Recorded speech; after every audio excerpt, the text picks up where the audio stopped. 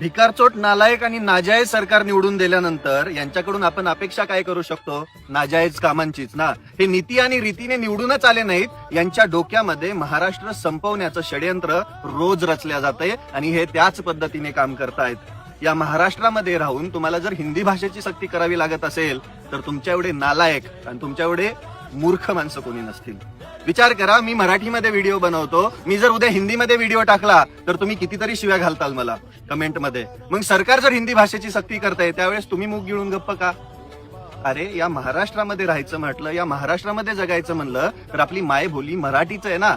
या मराठीला अभिजात भाषेचा दर्जा असताना, या भारताची रचना प्रांतावरून भाषेवरून झालेली असताना तुम्हाला दुसरी कोणती तरी भाषा या महाराष्ट्रावर लादायची काय गरज आहे ना? अरे भिकार चोटांनो, अरे सरकारमधल्या भिकार चोटांनो, सगळ्यात आधी एक गोष्ट लक्षात घ्या. आधी तुम्ही त्या जिल्हा परिषद शाळांची परिस्थिती सुधारा आणि त्यानंतर भाषाची सक्ती करायला जावा.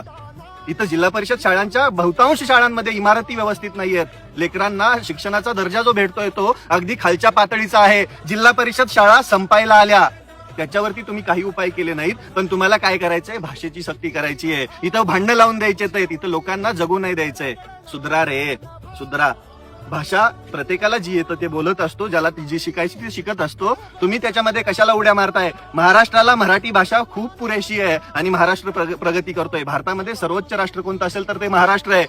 मग आतापर्यंत मराठी भाषेला सोडून दुसऱ्या कोणत्या भाषेची सक्तीची गरज नाही लागली आणि आताच कशी तुम्हाला गरज लागायला लागली? कशाला गरज लागायला लागली? आधी तुमच्या पंतप्रधानाला इंग्लिश भाषा शिकायला लावा. ते G7 मध्ये जाऊन हिंदीमध्ये बोलताय आणि तुम्ही लागला तिथं मराठी भाषा सोडून हिंदी भाषेची सक्ती करायला. आधी जिल्हा परिषद शाळांचं लेकरांना भेटणाऱ्या शिक्षणाचा दर्जा सुधारा आणि त्यानंतर भाषा सक्ती करायला जावा. नाहीतर हे मराठी, या महाराष्ट्रामध्ये राहणारा प्रत्येक मराठी माणूस ज्याला मराठी भाषा कळते, ज्याला मराठी भाषेवरती प्रेम आहे, तो दंडुका हातात घेईल आणि तुमच्या ढुंगणावर मारेल. याचा विचार नक्की करा.